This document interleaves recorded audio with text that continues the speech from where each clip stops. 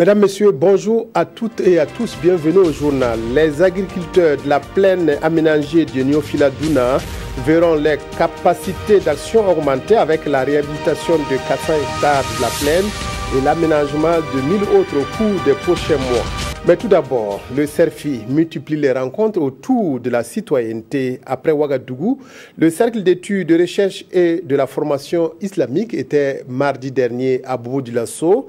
Il a tenu dans la ville de Sia une conférence animée par l'imam Samaké venu du Mali. Les discussions ont porté sur la notion de citoyenneté.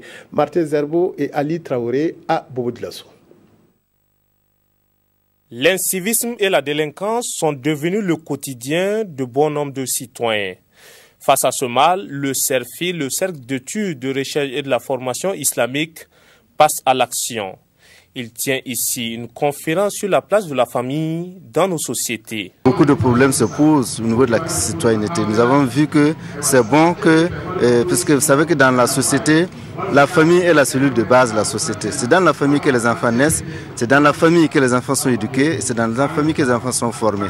Et si les enfants sont formés, vous allez voir que ça va se répercuter positivement sur les citoyennetés et seront de bons citoyens. Dans son exposé, l'imam Samaké, venu du Mali, a donné les conditions pour avoir une bonne famille. Et pour lui, cela passe d'abord par une bonne mère dans le foyer. En bonne femme, il ne faut pas voir seulement le visage, il ne faut pas voir seulement la corpulence. Il faut d'abord voir la situation sociétale, la situation culturelle, bref, la religion de la femme, l'origine de la femme, toutes choses qui sont recommandées par la religion. Parce qu'il faut que la femme soit une véritable partenaire de l'homme pour la famille future qui est appelée à venir. L'arrivée des premiers enfants interviennent dans ces conditions. Ça trouve que le couple est préparé pour l'éducation de cet enfant. Cette conférence de Bobo se tient en marge de la semaine de la citoyenneté, tenue du 26 au 31 décembre dernier à Ouagadougou sous le thème « Le foyer, socle de la citoyenneté ».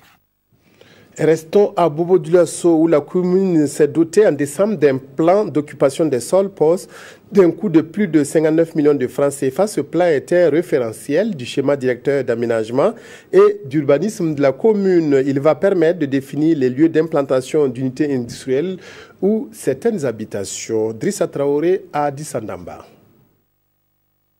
Le POS, à entendre par là, le plan d'occupation des sols, fait partie des instruments de planification fixant le cadre des orientations du schéma directeur d'aménagement et d'urbanisme. Réunis ici à Bobo-Dioulasso, les différents acteurs vont examiner et valider le projet du plan d'occupation des sols de la ville de Sia. Seulement, il y a des débats sur beaucoup de questions. Je vous prends seulement l'exemple de l'implantation de certaines usines, pour ne pas les citer. Alors, où ça fait beaucoup de bruit. Tantôt on peut implanter là, on ne peut pas implanter là. Je pense que en appui au schéma d'aménagement, je pense que le poste devrait nous permettre exactement, techniquement, de savoir où on peut implanter telle ou telle unité ou les habitations. Vraiment, ça, c'est un outil réel de développement pour nous, disons de planification. Instrument d'aménagement à court et à moyen terme, l'élaboration de ce plan répond à un souci d'occupation rationnelle des sols. Le processus de planification des villes recommande qu'on ait une vision. La vision du ministère, c'est de doter toutes les communes urbaines d'un schéma directeur d'aménagement et d'urbanisme. Cela a été fait pour les 12 villes capitales régionales plus tôt. Et le second processus, c'est de doter toutes les communes, en l'occurrence les communes urbaines et celles rurales, d'un plan d'occupation des sols, donc d'un guide, un référentiel pour aménager et gérer les territoires communaux. Au sortir donc des travaux de cette session, la commune de Bobo-Dioulasso va être dotée d'un tableau de bord sur l'occupation de l'espace communal.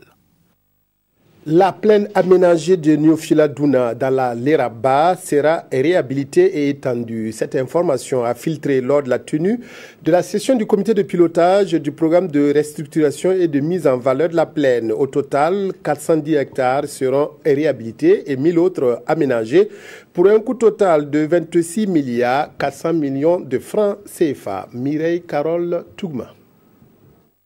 Les membres du comité de pilotage du programme de restauration et de mise en valeur de la plaine aménagée de Niofila-Douna sont en session. Ils passent en revue le compte-rendu de la première session et l'état d'exécution du programme de travail et du budget annuel 2016. Le programme en tout cas a été mis en œuvre depuis 2012 et chaque année il est bon donc que 2 sessions se tiennent. Et le président du comité de pilotage en tout cas effectivement est un cadre en tout cas pour permettre aux membres du comité de donner des orientations au programme, en tout cas pour une mise en œuvre ici des travaux des programmes annuels. Organe d'orientation et de supervision, le comité de pilotage va doter le programme de restauration et de mise en valeur de la plaine aménagée de Niofila-Douna d'une feuille de route pour 2017. Il s'agit essentiellement de l'aménagement sur la plaine, des extensions rizicoles et des aménagements maraîchers qui vont être consacrés sur les 1000 hectares. Ensuite, il y a ce qui existait avant, les 410 hectares, qui vont être réhabilités au cours de 2017, notamment le réseau d'irrigation et les activités d'organisation des producteurs. 26 milliards 411 millions seront injectés dans le programme. Un programme qui entend réhabiliter 410 hectares et aménager 1000 autres hectares sur la plaine aménagée de Niofila-Douna. Elle enchaîne les albums. Sœur Palingwende Anne-Marie a dédicacé sa 3e œuvre musicale hier à Ouagadougou, baptisée Espère toujours. Cet album sortira bientôt sur le marché du disque. L'artiste musicienne chante en français, moré, fulfulde dans des rythmes variés tels que le warba, le reggae et le slow. Roger Kam, Draman Guéné, précision. Sœur Anne-Marie Kaboré signe son retour sur la scène musicale. Espère toujours, c'est le nom du nouvel opus de l'artiste. Dans les 10 titres de l'album, Anne-Marie reste toujours fidèle à son thème, la musique religieuse. Espère toujours pour inviter les gens à l'espoir, malgré ce qui dans nos vies actuellement ou ce qui dans le monde semble échouer. Dieu nous invite à être optimistes et à le laisser prendre le contrôle et il arrangera tout pour nous, pour sa gloire et pour notre bonheur. Garde espoir, c'est le message clé de cet album.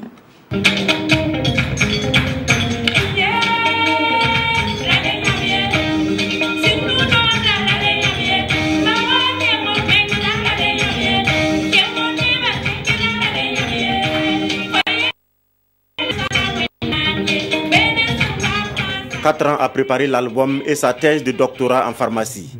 Aujourd'hui, docteur en pharmacie, Anne-Marie Kaboré annonce la sortie officielle de l'album le 7 janvier prochain à travers un concert live à Ouagadougou. L'installation des Kogolwa à l'ouest du Burkina et qui crée l'attention préoccupe les journaux. La prise de fonction du nouveau chef d'état-major général des armées est aussi commentée. Aimé Songe Yigma. La prise de commandement du nouveau chef d'état-major général des armées fait la une des quotidiens du jour. Moi, général Oumarou Sadou, taille patron, titre aujourd'hui au Faso. Son ambition, précise notre temps, construire une armée soudée et performante. Serait-il l'homme de la situation, se demande bien ce journal, pour accomplir sa lettre de mission, qui est de mettre un terme à l'humiliation que subissent les FDS. Il faut attendre de le voir à l'œuvre pour apprécier, dira notre temps. Mais pour Sidoya, avec ses qualités militaires, il saura peut-être sonner la fin des attaques répétées contre les positions militaires et paramilitaires, pourvu que le pouvoir politique garantisse les moyens financiers et logistiques nécessaires à l'armée pour qu'elle puisse assurer correctement ses missions régaliennes.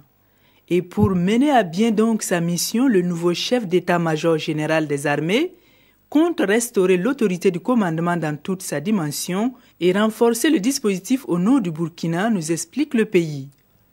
Le problème de l'installation des Kogolwego à l'ouest du pays se pose également dans les colonnes des journaux du jour. À ce sujet, aujourd'hui au Faso affiche le torchon brûle vif. Achemine-t-on vers un affrontement d'Ozo Kogolwego, s'interroge l'observateur Palga. Pour ce journal, la crise est désormais ouverte. Et la goutte d'eau qui a fait déborder la vase entre ces deux groupes reste l'arrestation et les sévices corporels infligés à un autochtone du village de Piaki. Il faut vite donc désamorcer cette poudrière, suggère notre temps, car pour lui, cette crise qui paraît pour le moment banale peut dans le fond se transformer en un conflit ethnique nuisible pour tout le pays. C'est tout pour le journal. Merci de l'avoir suivi. Excellent après-midi en compagnie de la RTV.